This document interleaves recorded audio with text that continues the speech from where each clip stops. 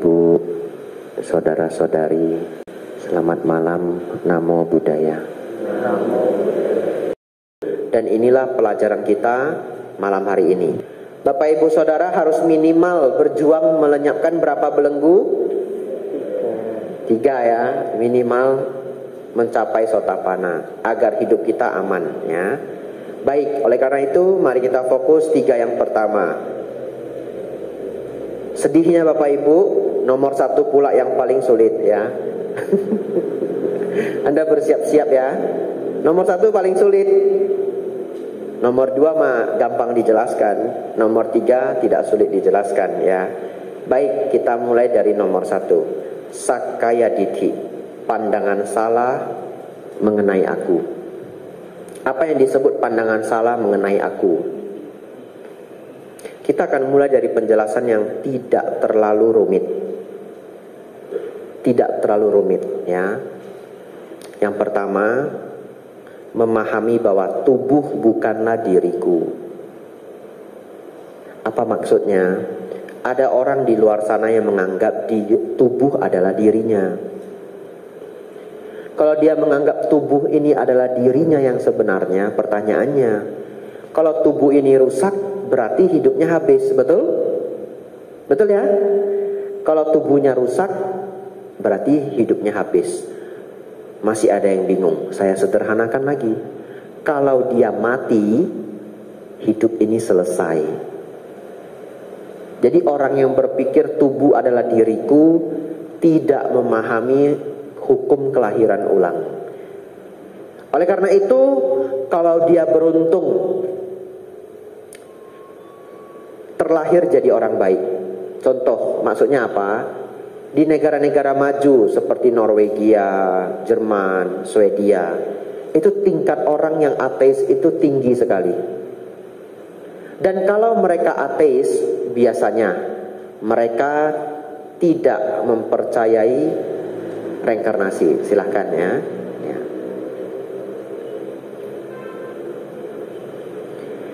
Oleh karena itu Bapak Ibu Saudara, di negara-negara Eropa yang maju tingkat ateisme itu tinggi. Tapi mereka tidak berbuat jahat. Mereka menjaga moral. Bahkan tingkat kriminal mereka lebih rendah daripada negara-negara beragama. Mereka membuktikan bahwa ya tidak ada masalahnya saya tidak beragama. Tapi bagaimana secara dharma? Secara dharma walaupun mereka baik, mereka masih memiliki satu kerugian. Apa kerugiannya? Sudah pasti tidak termotivasi untuk melatih batin agar menjadi lebih luhur ya. Jadi mereka kehilangan kesempatan untuk berjuang menjadi makhluk yang lebih tinggi. Tapi bagaimana kalau mereka menjadi jahat? Nah itu bisa menjadi jahat sekali. Karena sudah tidak ada yang dia takuti. Dia berpikir setelah mati habislah sudah hidup ini ya. Oleh karena itu akan lebih berbahaya lagi karena dia bisa terlahir di alam yang menderita. Satu ketika ada seorang Brahmana datang ke Sang Buddha. Lalu dia berkata begini, bagaimana kalau ternyata hukum karma itu tidak benar ada? Begitu ya? Masalahnya, Sang Buddha bisa jelas melihat bahwa hukum karma itu ada. Karena Sang Buddha punya kemampuan melihat kehidupan lampau. Brahmana ini kan tidak punya. Tapi dia bertanya, bagaimana kalau ternyata tidak ada? Luar biasanya, Sang Buddha bahkan tidak memaksa Brahmana ini untuk percaya dengan mengatakan, saya sudah melihat sendiri. Kamu kok tidak percaya? Tidak. Siapa di sini yang belum pernah makan buah matoa? Ada ya? Nah, belum pernah makan buah matoa. Bisa enggak? Ini kan semua sudah ada yang pernah makan ya. Coba jawab ya atau tidak aja ya. Ya atau tidak. Apakah buah matoa itu tidak enak? Tidak ya? Enak ya? Ya. Tapi di sini ada yang belum pernah makan, betul? Kalau kita yang sudah pernah makan, kita sudah tahu karena kita merasakannya sendiri. Boleh enggak kita maksain orang yang belum makan? Kamu pokoknya percaya saya, karena saya sudah makan. Ya enak, ya percaya aja sama saya. Boleh toh, karena kita sudah makan, betul ya? Tapi Sang Buddha bahkan tidak melakukan itu. Sang Buddha melakukan apa? Beliau memberikan logika-logika untuk orang itu berpikir. Bagaimana jawaban Sang Buddha? Sang Buddha menjawab begini. Oh Brahmana, apabila seseorang berbuat baik dalam hidupnya, maka dia mendapatkan dua keuntungan. Keuntungan yang pertama, dia berbahagia di kehidupan ini. Loh, apa maksudnya? Saya jelaskan ya. Kalau Anda senang berbuat baik, Anda bahagia di kehidupan ini. Kenapa? Banyak teman. Betul ya? Ya, kalau orang yang pelit sekali, sehelai rambut pun dia tidak akan mungkin mentraktir. Sulit dapat teman. Ada bantai temannya, iya, yang sama-sama pelit juga, yang sama-sama mengerti. Betul ya? Jadi Bapak Ibu Saudara, jikalau seseorang senang berbuat baik, dia itu berbahagia. Kenapa? Satu, dia banyak teman. Dua, dia sering namanya menjadi harum, ya. Apalagi kalau dia merawat sila, kalau dia percaya hukum karma kan dia merawat sila, manfaatnya lebih banyak lagi.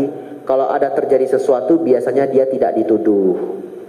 Dan yang lainnya dan yang lainnya dan yang lainnya. Jadi kalau orang berbuat baik, dia berbahagia di kehidupan ini karena ada manfaat langsungnya. Bahkan bagi Bapak Ibu yang punya sifat altruistik, senang berbuat baik, begitu Anda berbuat baik langsung sudah merasa bahagia, betul? Saya sangat senang mengajar. Kalau saya sudah mengajar, saya bahagia, ya. Tapi capek juga, ya. Capek tambah bahagia, ya. Jadi Bapak Ibu Saudara, Sang Buddha mengatakan seseorang berbuat baik berbahagia di kehidupan ini. Yang kedua,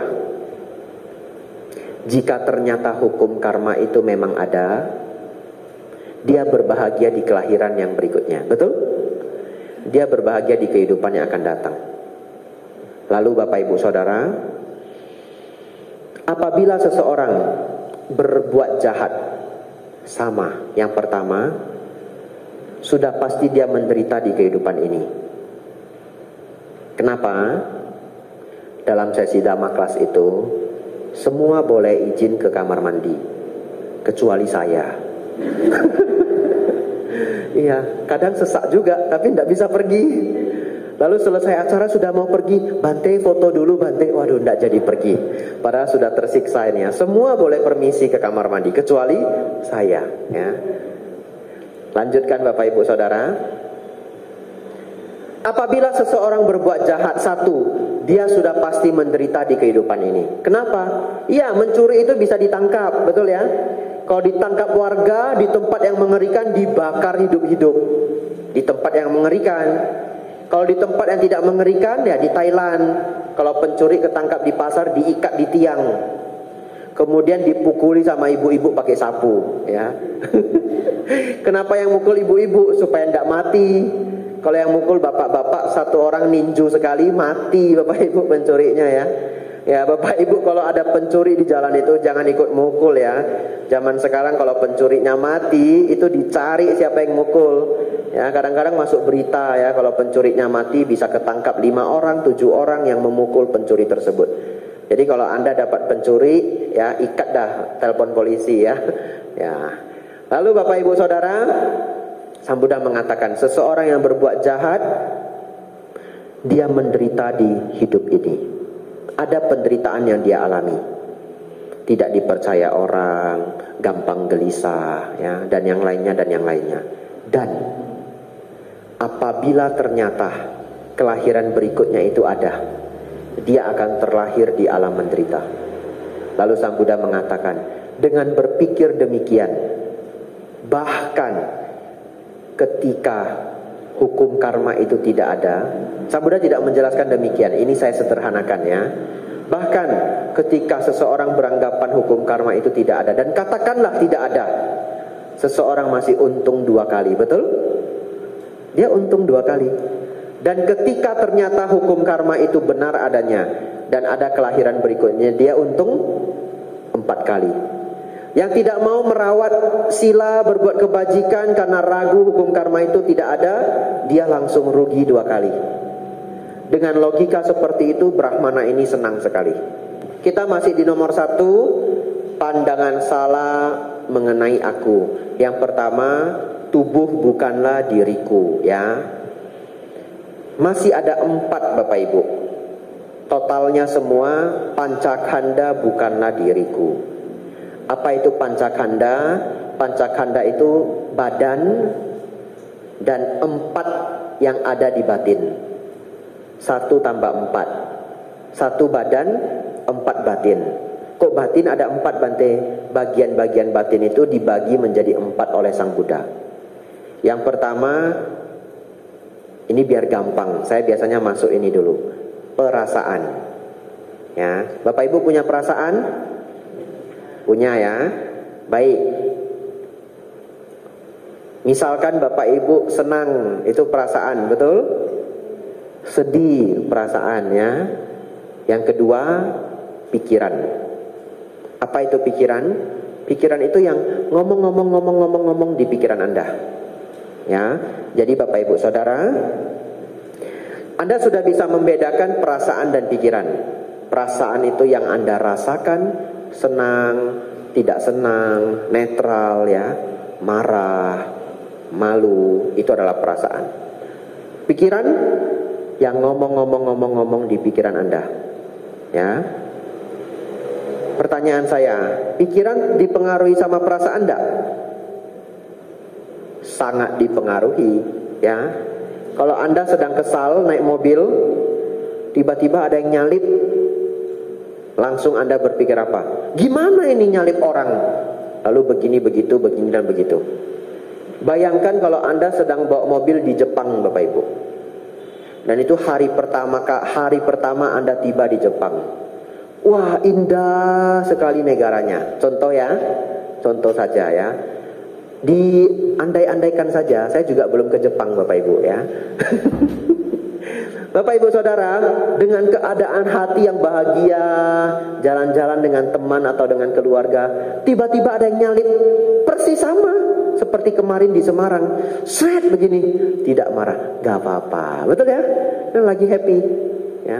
Dulu ada teman saya pergi ke Jepang. Saya nanya dia pertanyaan yang lucu sekali. Saya tanya dia begini, ke Jepang happy enggak? Tahu enggak dia jawab apa?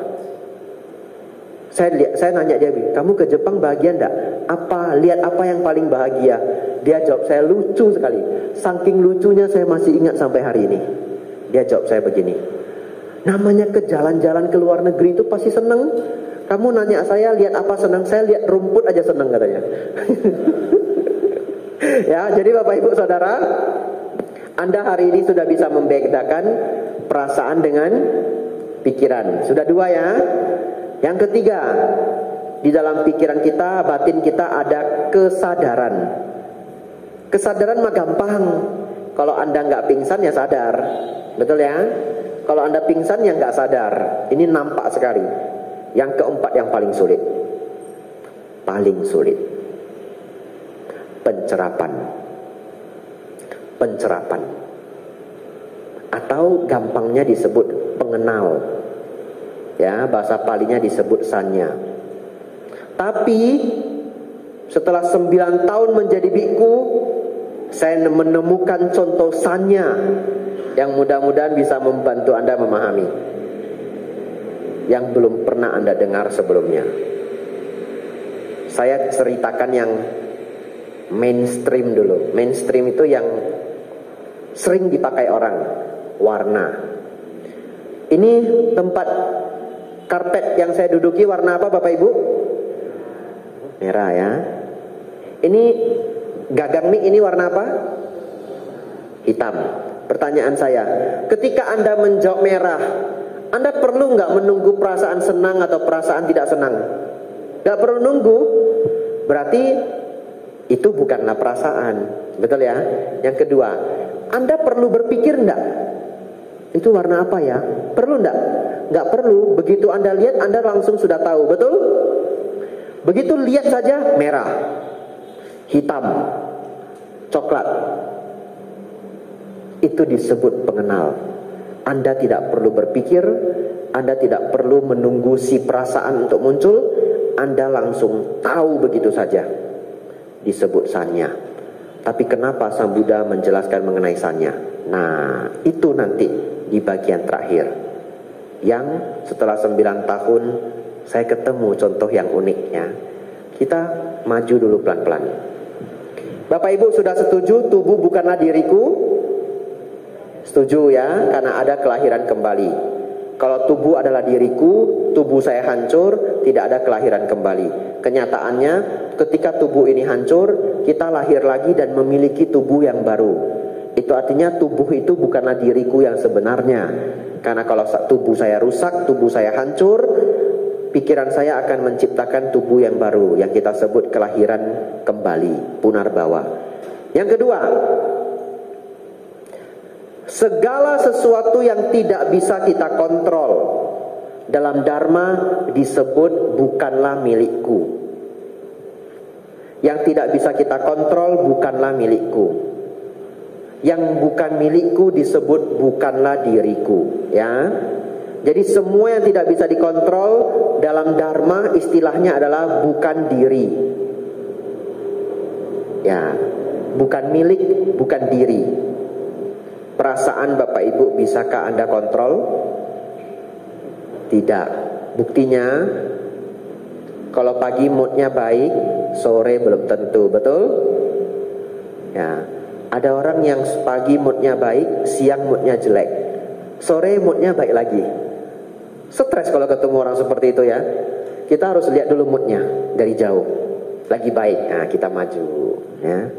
Dari jauh kita lihat moodnya lagi jelek, kita mundur, betul ya. Nah, ada orang moodnya lebih cepat lagi berubah.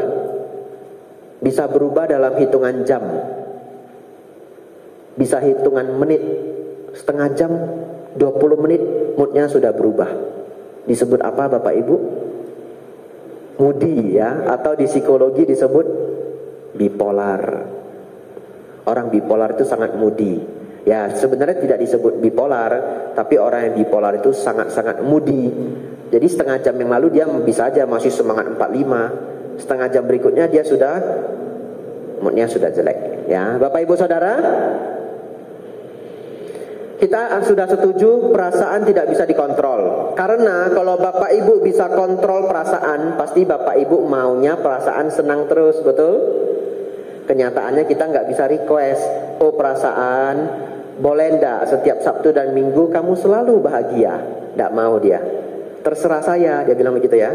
Ya terserah apa yang Anda hadapi gitu. Baik, nomor 2, pikiran. Pikiran bisa Bapak Ibu kontrol sepenuhnya? Jawabannya tidak. Jawabannya tidak. Saya kasih bukti.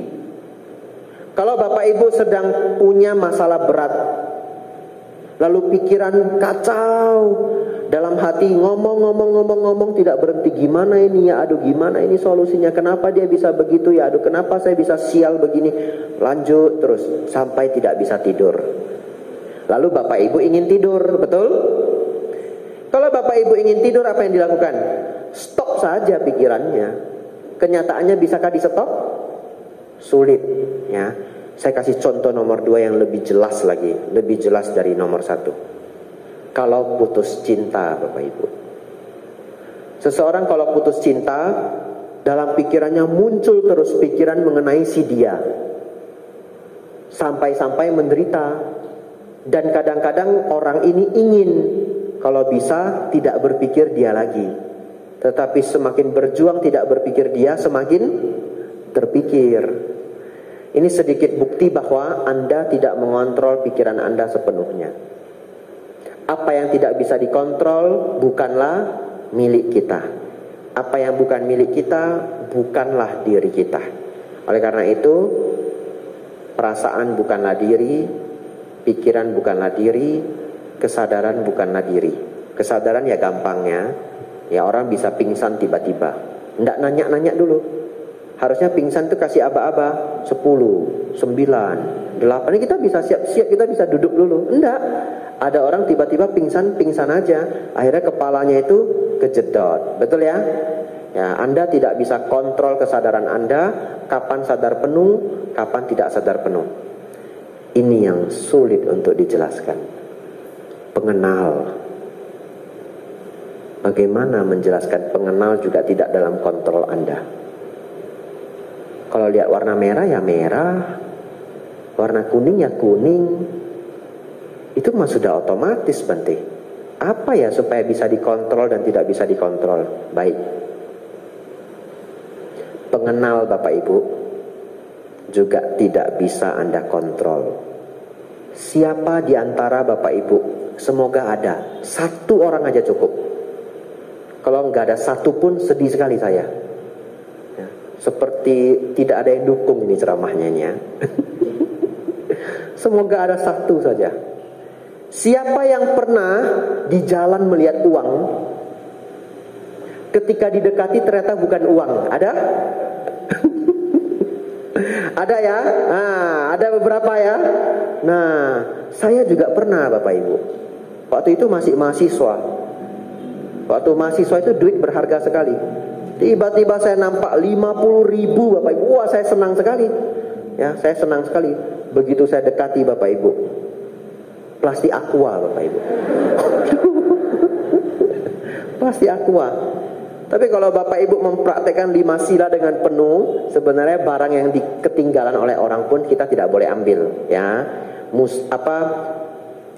Sila nomor 2 ya, adinadana. Tidak mengambil apa yang tidak diberikan.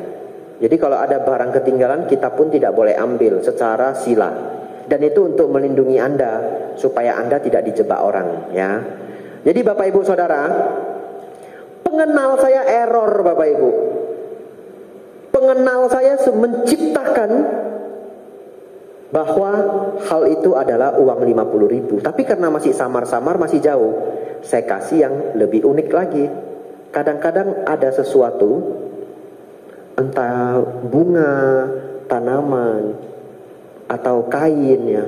Kalau dilihat dari jauh itu kayak orang Bapak Ibu. Pernah nggak ngalamin?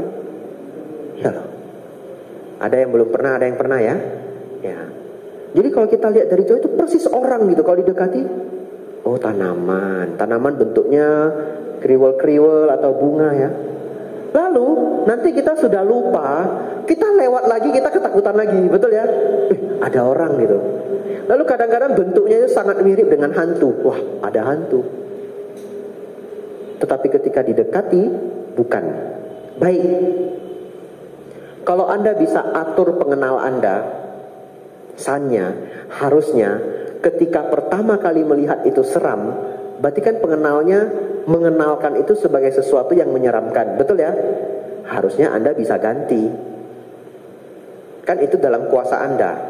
Anda atur kalau melihat itu bukan orang, itu bukan hantu, itu bunga, atau itu dewa, terserah. Dibuat menjadi sesuatu yang tidak menyeramkan. Anda bisa ganti, nggak bisa. Atau bagaimana supaya Anda happy? Anda koleksi itu plastik botol aqua, koleksi yang banyak, terus buang di lantai. Lalu Anda atur pengenal Anda.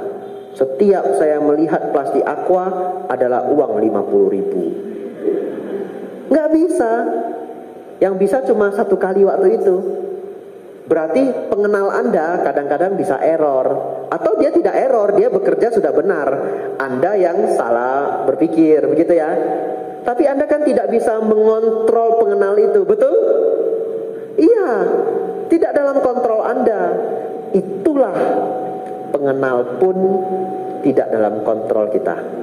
Pengenal bukanlah milik kita. Pengenal bukanlah diri. Jadi Bapak Ibu Saudara, ini yang Sang Buddha sebut sebagai anatta, bukan diri. Yang Sang Buddha sebut sebagai anatta adalah segala sesuatu yang tidak dalam kontrol kita. Karena tidak dalam kontrol kita, tidak bisa disebut milik kita.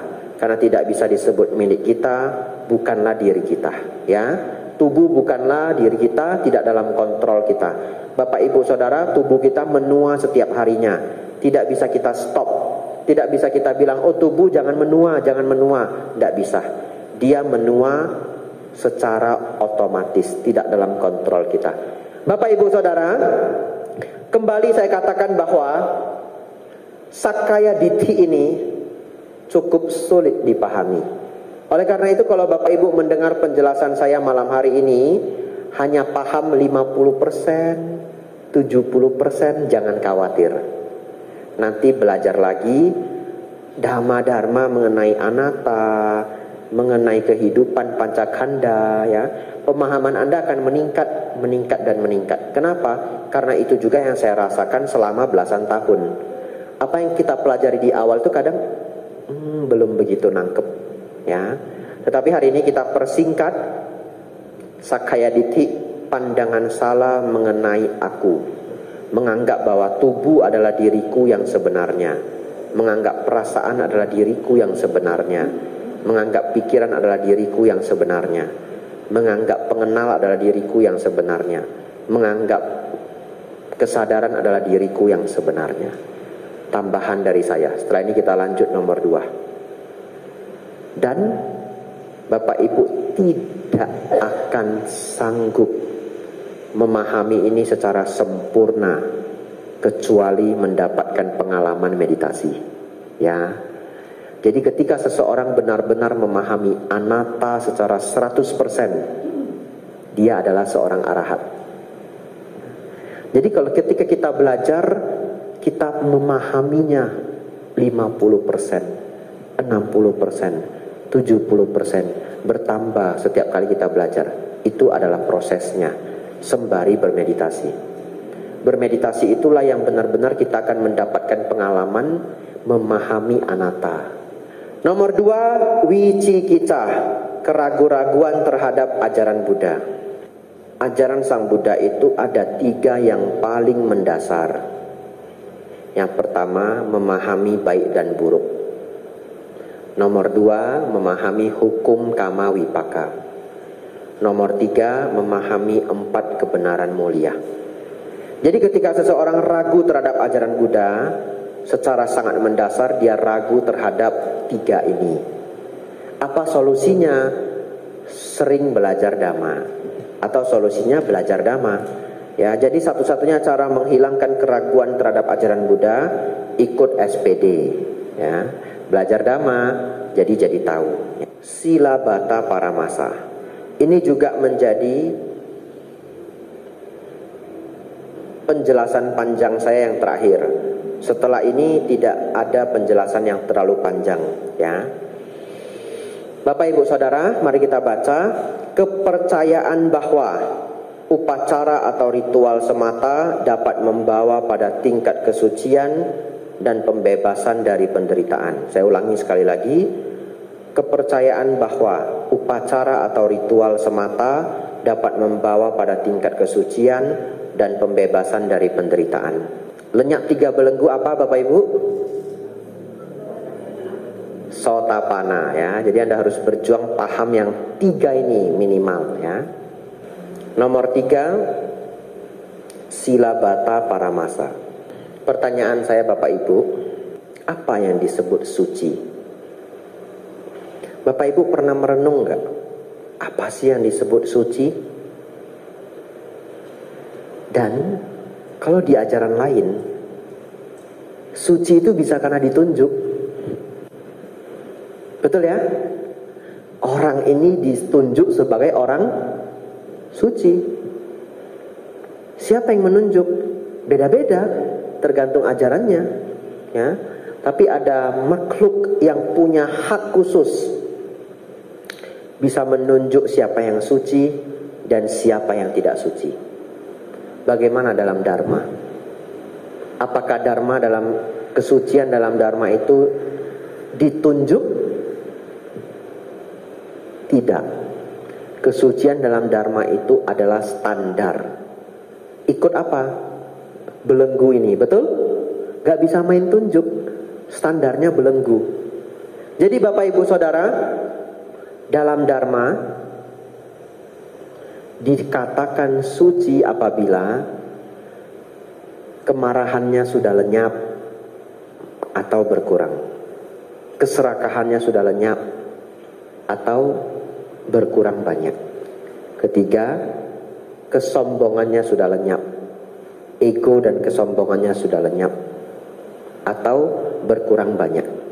Kenapa saya pakai atau? Karena kalau lenyap semua namanya arahat, betul ya? Tapi dalam Dharma Sang Buddha juga kasih standar yang lain. Belum arahat pun anagami, sakadagami, sotapana. Apakah sotapana masih ada kemarahan? Ada. Nanti kita lihat ya. Itu ada standar-standarnya. Yang tidak ada kemarahan apa? Anagami. Jadi Bapak Ibu Saudara, dalam Dharma dikatakan suci kalau dosa loba mohanya berkurang, tidak bisa main tunjuk. Tapi ternyata itu adalah universal tanpa orang sadari. Saya kasih contoh. Kalau di satu desa Bapak Ibu, katakanlah kita semua warga satu desa yang sama, ya, namanya Desa Tanah Putih, contoh ya. Lalu ada satu orang ditunjuk, dia adalah orang suci. Sejak saat itu semua orang memuja dia. Orang percaya dia orang suci. Semua orang memuja. Lalu satu ketika, hanya karena masalah yang sangat sepele, hanya sangat sepele. Apa masalahnya? Misalkan nggak sengaja kesenggol bajunya. Bajunya toh, bukan orangnya. Kesenggol bajunya. Langsung dia marah sangat mengerikan. Barang dia banting semua, barang hancur semua. Sejak itu, apakah Bapak melihat dia sebagai orang suci? Sulit ya? Padahal dia sudah ditunjuk. Itu membuktikan kepada Anda tidak ada yang bisa melebihi standar dari Dharma. Orang langsung mundur. Dia tidak suci ternyata. Disenggol kainnya saja, ngamuk sampai menghantam barang. Nomor 2, orang itu dianggap suci Bapak Ibu, suci banget. Semua orang memuja. Saking memujanya, semua orang mengangkat dia menjadi pimpinan. Lalu tiba-tiba setelah 3-4 tahun, ketahuan Bapak Ibu Saudara, ternyata selama ini semua uang warga dia curi 50%. Setelah ketahuan, masih mau Bapak Ibu menganggap dia orang suci? Tidak mau. Padahal dia sudah ditunjuk. Petunjuk itu langsung habis, dimakan sama keserakahan. Betul Bapak Ibu Saudara? Yang ketiga, kesombongan. Kalau ketika seseorang ditunjuk sebagai orang suci, tapi dia lihat semua orang seperti sesuatu yang sangat kecil, ya, dihina-hina semua orang dihina-hina. Setelah terkumpul, akhirnya semua orang tidak mau menganggap dia suci. Itu membuktikan kepada Bapak Ibu Saudara, suci itu tidak bisa ditunjuk. Suci itu harus merupakan kualitas dari batin. Dan apa yang Sang Buddha katakan, menjadi suci adalah berkurangnya dosa loba moha. Baik, kita masuk sila bata paramasa. Tidak ada ritual dan upacara apapun yang dapat membawa pada kesucian. Apa maksudnya? Baik, Bapak Ibu Saudara, kalau seseorang tidak lagi punya kemarahan sedikit pun, namanya anagami. Lihat nomor 5 apa belenggunya? Kemarahan, betul? Kebencian dan niat jahat itu bagian dari kemarahan. Anagami lenyap 5 belenggu, betul?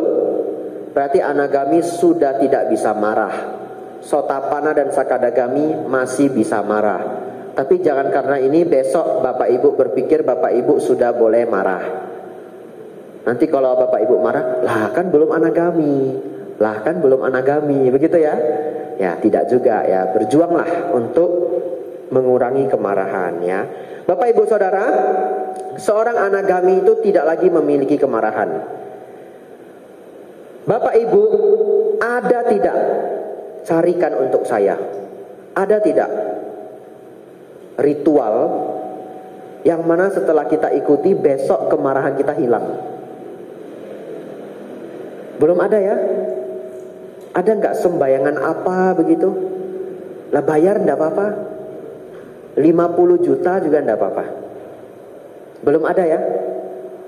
Kalau ada Bapak Ibu bayar 50 juta, dibuat ritual sedemikian macam rupa, besok kemarahan lenyap. Wah, besok biku resign semua. Gak perlu latihan lagi, bayar aja. Betul ya? Kenyataannya tidak bisa. Tidak ada ritual dan upacara apapun yang bisa membantu Anda. Kemarahan lenyap seketika, keserakahan lenyap seketika, ego dan kesombongan lenyap seketika. Belum ada. Belum ada. Oleh karena itu Bapak Ibu, kalau diberitahu ikut saja ritual ini, ikut saja upacara ini, Anda dijamin hidup abadi, Anda dijamin lahir di alam yang tinggi. Setelah Anda melakukan ritual itu, besoknya kualitas diri tidak berubah. Siapa yang bisa menjamin Anda lahir di alam yang lebih tinggi? Karena untuk lahir di alam tinggi itu syaratnya adalah kualitas batin, kualitas karakter, bukan ritual. Ada loh namanya ritual mengurangi marah. Ini beneran. Ini beneran. Jadi ada seseorang Bapak Ibu yang dia memiliki tingkat kemarahan yang tinggi. Kemudian oleh peramal dia diminta untuk membuat ritual supaya kemarahannya lenyap. Dan dia mau, dia bayar. Katakanlah kalau uang sekarang itu seharga 15 juta. Karena ini ceritanya sudah lama. Setelah bayar Bapak Ibu, dimandiin pakai air bunga, kemudian diberi kain. Kain sakral ini harus dijaga 40 hari. 40 hari. Tidak boleh di tempat yang rendah. Lalu kain sakral ini diletakkan di lemari, dijaga sedemikian rupa. Selesai ritualnya Bapak Ibu, kemarahan langsung berkurang. Tidak marah-marah lagi. Kenapa Bapak Ibu? Sayang sama 15 jutanya. Betul ya? Kalau Bapak Ibu sudah bayar 15 juta, lalu kemarahan tidak berkurang, kan rasanya bodoh ya bayar uang itu ya. Jadi karena Anda bayar 15 juta itu, otomatis Anda langsung merasa harus ada efeknya. Betul ya?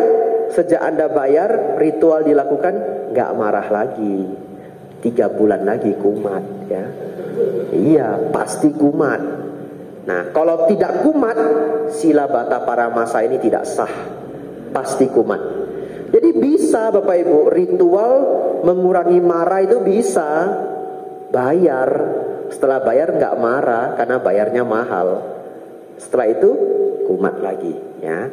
Oleh karena itu Bapak Ibu Saudara, ingatlah, tidak ada ritual dan upacara apapun yang bisa membantu Bapak Ibu melenyapkan kemarahan, melenyapkan keserakahan, melenyapkan kebodohan batin. Dan 3 itu adalah sumber penderitaan.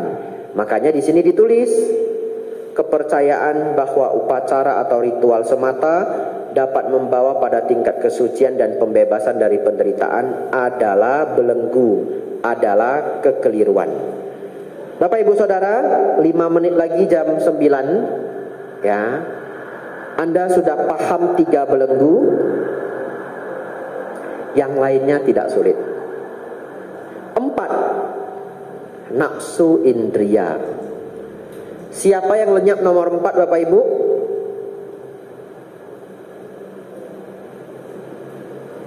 Tingkat kesucian keberapa? 3, anagami, dan 4, arahat. Betul? Sotapanna masih memiliki nafsu indria, betul? Sakadagami masih memiliki tapi sudah berkurang. Oleh karena itu, umat perumah tangga walaupun memiliki suami ataupun istri bisa mencapai sotapanna. Karena sotapanna itu masih memiliki nafsu indria. Makanya kalau kita lihat di zaman Sang Buddha, para pedagang-pedagang besar yang senang belajar dhamma banyak yang mencapai sotapanna. Contohnya Anathapindika. Padahal menjadi pedagang besar itu sangatlah sibuk, banyak yang mau diurus, betul ya? Ya, tetapi mereka juga bisa berjuang mencapai sotapanna. Bagaimana caranya Bante? Banyak belajar dhamma. Saya ulangi, banyak belajar dhamma. Sotapanna itu ditembus dengan kebijaksanaan mendengarkan dhamma. Kalau sakadagami bagaimana Bante? Sakadagami sudah sulit ya. Biasanya sakadagami itu lebih banyak ditembus oleh pabajita. Ya, jadi seorang pabajita itu sudah tidak memiliki pasangan hidup. Ya, jadi pelan-pelan nafsu indria akan tertekan. Nah, ketika dia menembus sakadagami, nafsu indria masih ada, tetapi sudah sangat-sangat tertekan. Ya. Tapi kalau nanti dia menembus anagami, nafsu indrianya lenyap. Jadi tidak sulit bagi seorang pabajita untuk mencapai tingkat sakadagami. Jadi untuk para atasilani, cita-citanya harus lebih tinggi. Ya, cita-citanya yang lanjut jadi atasilani tetap, cita-citanya arahat tapi minimal sakadagami. Begitu ya. Karena sudah tidak memiliki partner hidup, kesempatan untuk menurunkan nafsu indria sangatlah besar, ya, sangatlah gampang. Tapi belum lenyap kalau mencapai anagami. Bapak Ibu Saudara, nomor 6, kemelekatan dan kehausan untuk terlahir di alam bentuk. Nomor 7, kemelekatan dan kehausan untuk lahir di alam tidak berbentuk, ya. Artinya apa 6 dan 7 ini? Keinginan untuk hidup. Jadi seseorang walaupun sudah mencapai anagami, anagami itu sudah tinggi sekali loh. Anagami itu sudah tinggi sekali. Anagami itu pasti terlahir di alam Brahma. Tetapi dia masih ingin terlahir, betul? Dia masih ingin terlahir.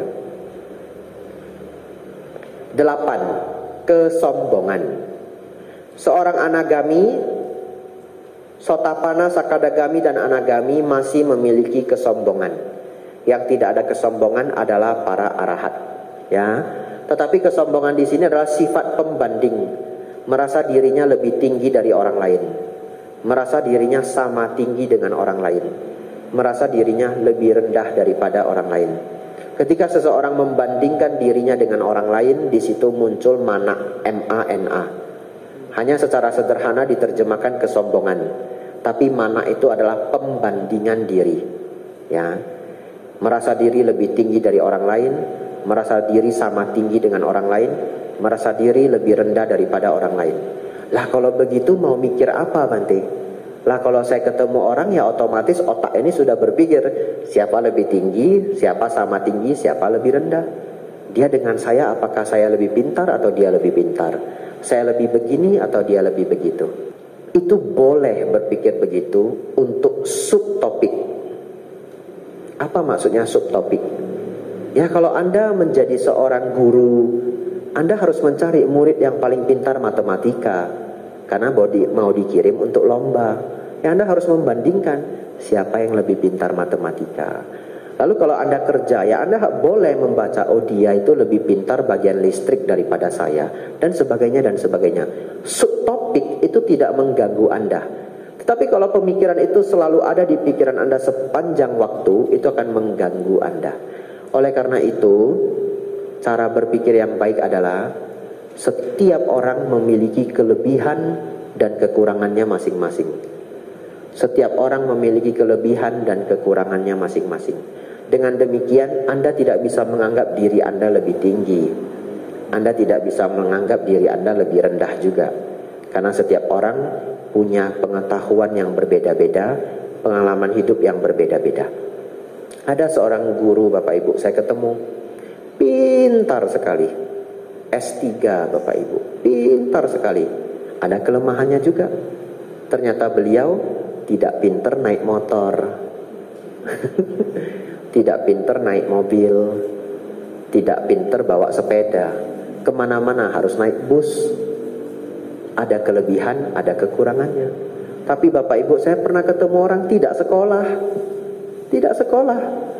Lalu dia mengantar saya ke wihara naik mobil. Sepanjang jalan Bapak Ibu, saya banyak sekali pohon yang saya tidak tahu. Saya nanyain terus, Mas itu pohon apa? Mas itu pohon apa? Mas itu yang ditanam apa? Kentang Bante. Oh kentang. Oh kentang pohonnya kayak begitu. Lah itu apa Mas? Stroberi Bante. Oh stroberi kayak begitu. Sepanjang jalan dia tahu semua. Terus saya nanya, lah kok Mas pintar sekali Mas tanaman? Lah iya Bante tinggal di desa. Dan saya juga nanam. Masnya nanam apa? Kentang. Terus kentang putih. Kenapa nanamnya kentang putih? Sudah ada yang nampung Bante, ada pabriknya. Itu yang bikin french fries kiloan yang masuk supermarket. Kentangnya khusus kentang putih. Jadi kalau di sekitar pabrik itu, wah, siapapun nanam ditampung semua. Dan per kilo harganya bagus. Oh begitu. Di situ saya sadar Bapak Ibu. Setiap orang punya kelebihan dan kekurangannya masing-masing. Saya tidak ngerti pohon Bapak Ibu. Kalau kami tersesat di hutan berdua, di tempat yang berbeda, siapa mati duluan Bapak Ibu? Saya mati duluan Bapak Ibu. Saya kepedean, oh ini bayam, tak makan rupanya beracun, mati Bapak Ibu.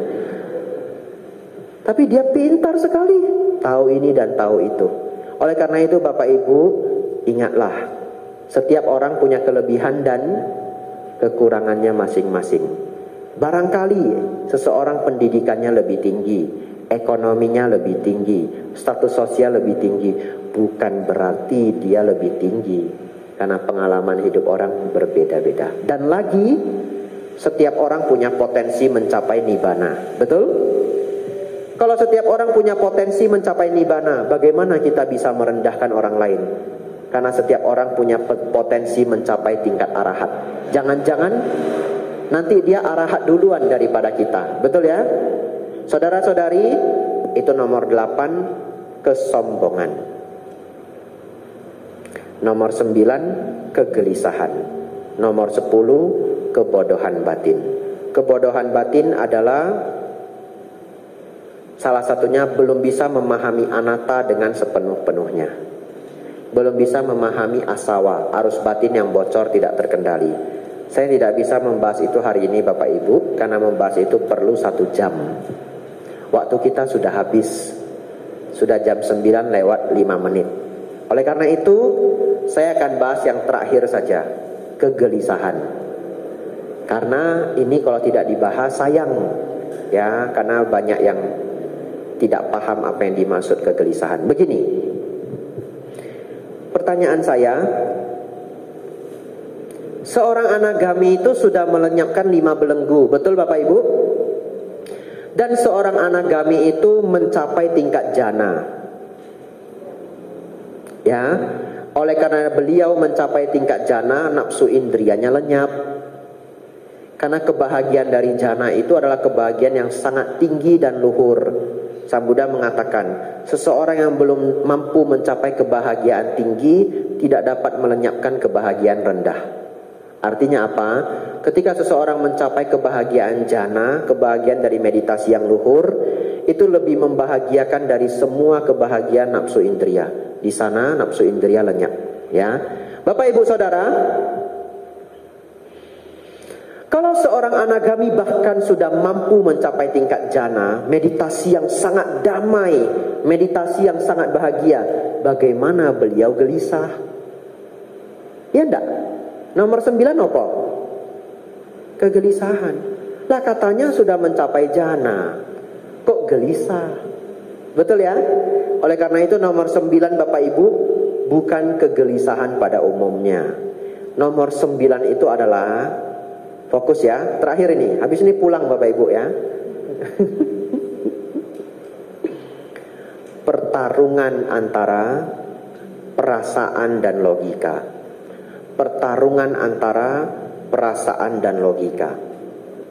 Logika. Kalau ada seseorang kolesterolnya sangat tinggi, boleh enggak makan durian? Enggak boleh. Kita ambil teori umum ya. Ya, kalau nanti tiba-tiba muncul teori baru, durian tidak mengandung kolesterol jahat, ya bisa saja.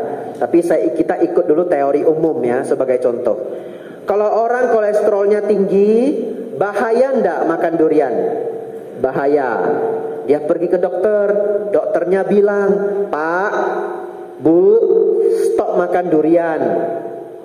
Stop konsumsi sop kambing. Stop konsumsi ketan. Ini contoh ya. Stop konsumsi gula. Kurangi nasi. Contoh ya. Bapak Ibu Saudara, secara logika dia tahu kalau durian itu berbahaya. Lewatlah 3 bulan berlalu. Setelah 3 bulan, satu ketika lapar Bapak Ibu. Pulang dari SPD, Bantenya ngomong gak selesai-selesai ya. Lembur ya. Lapar, belum sempat makan malam juga. Tadi terakhir makan jam 12 siang, Anda sudah lapar sekali. Pulang ke rumah Bapak Ibu, ternyata ada anggota keluarga Anda yang beli durian. Sudah taruh di kulkas. Dan katakanlah Anda sangat suka durian. Yang gak suka durian, ganti contohnya ya. Bapak Ibu Saudara, sebegitu Anda pulang, Anda kelaparan, Anda berpikir gak boleh makan durian, kolesterol. Betul? Logika. Tapi Anda lihat, aduh, sedikit dah ya. Sedikit lah enggak apa-apa ya. Comot sedikit. Aduh, manis sekali. Aduh, legit lagi. Aduh, dingin lagi. Sebiji enggak apa-apa dah. Anda makan sebiji. Setelah sebiji bagaimana habis? Waduh, enak sekali ini ya. 3 enggak apa-apa lah ya. Ya. Makan lagi 3. Waduh, semakin enak Bapak Ibu ya. Lalu Anda lihat duriannya. Mau makan ya kolesterol ya. Nggak makan ya nggak bisa nahan ya. Makan ya mati, nggak makan ya mati. Makan aja. Betul ya? Anda lihat ini. Kata Sang Buddha, hidup tidak kekal. Makan ya mati, nggak makan ya mati. Makan aja. Akhirnya makan Bapak Ibu. Kalau 8 Bapak Ibu ya. Besoknya nggak mati Bapak Ibu, stroke ringan. Setelah itu menyesal seumur hidup ya. Nggak mati, stroke ringan Bapak Ibu ya. Kalau sial, stroke berat ya. Bapak Ibu Saudara, pertanyaan saya, secara logika kan tahu kalau itu berbahaya, betul? Tetapi sulit menaklukkan perasaan. Akhirnya bagaimana perasaan bertarung dengan logika. Itulah uddhacca. Ya. Sekarang seorang anagami Bapak Ibu masih memiliki kesombongan, betul? Tapi dia tahu enggak kalau kesombongan itu enggak bagus? Tahu. Secara logika dia tahu kesombongan itu enggak bagus. Tapi masih sombong. Lah masih, karena belum arahat. Lah tahu tapi kok enggak hilang. Karena susah. Ini uddhacca ya. Jadi seorang anagami itu kalau dipuji masih seneng. Iya. Karena masih memiliki pembanding. Dipuji masih seneng. Contohnya siapa? Adiknya Mahanama, Bante Anuruddha. Ya, Bante Anuruddha. Satu ketika beliau mendatangi Bante Sariputta. Ya, panjang tapi saya bikin singkat. Dia mengatakan, "Oh Bante, mengapa saya yang dapat melihat telapak tangan saya seperti melihat seluruh alam semesta, dan melihat seluruh alam semesta seperti halnya melihat telapak tangan saya. Namun saya belum bisa mencapai tingkat arahat. Mengapa Bante, saya yang mampu mencapai tingkat jana, mempertahankan jana, bahkan jana keempat. Tapi kenapa Bante, saya belum bisa mencapai arahat?" Bante Anuruddha, anagami, datang ke Bante Sariputta nanya begitu. Apa yang Bante Sariputta katakan? "Oh Auso Anuruddha, ketika Anda mengatakan saya mampu melihat seluruh alam semesta seperti halnya melihat telapak tangan saya sendiri, melihat telapak tangan saya sendiri seperti melihat seluruh alam semesta." Karena Bante Anuruddha itu adalah murid Sang Buddha yang paling unggul, number 1 dengan kemampuan mata dewa. Ya, jadi beliau memiliki mata dewa yang paling unggul di antara semua bhikkhu. Jadi beliau menceritakan itu, bisa melihat alam semesta seperti halnya melihat telapak tangan. Bante Sariputa mengatakan, oh Auso, itu adalah kesombongan. Lalu panjang ceritanya, tapi intinya Bante Sariputa benar-benar menjelaskan kesombongan-kesombongan apa saja yang ada di Bante Anuruddha. Lalu Bante Anuruddha lanjut bermeditasi, melihat ke dalam dirinya sifat-sifat kesombongan itu, kemudian beliau lenyapkan. Tapi ini ada prosesnya ya, tidak ujuk-ujuk. Lalu setelah beliau berlatih, beliau mencapai tingkat arahat. Jadi Bapak Ibu Saudara bisa melihat, bahkan seorang anagami itu masih memiliki kesombongan dan pertarungan antara perasaan dan logika. Bapak Ibu Saudara, inilah 10 rintangan batin. Kalau Bapak Ibu bisa melenyapkan 10-10-nya, Bapak Ibu jadi arahat. Susah Bante, 5 aja yang tidak apa-apa. Anagami masih susah loh Bante. Ya 3, lemakan 2, sakadagami masih susah juga loh Bante. 3 dulu, sotapana susah juga Bante, kebangetan ya. Bapak Ibu, mari kita tutup. Semoga apa yang kita pelajari malam hari ini membawa manfaat besar untuk Bapak Ibu semua. Semoga Bapak Ibu semakin maju dalam dhamma, semakin maju dalam kehidupan. Sabe sata bawantu sukhitata. Semoga semua makhluk hidup berbahagia.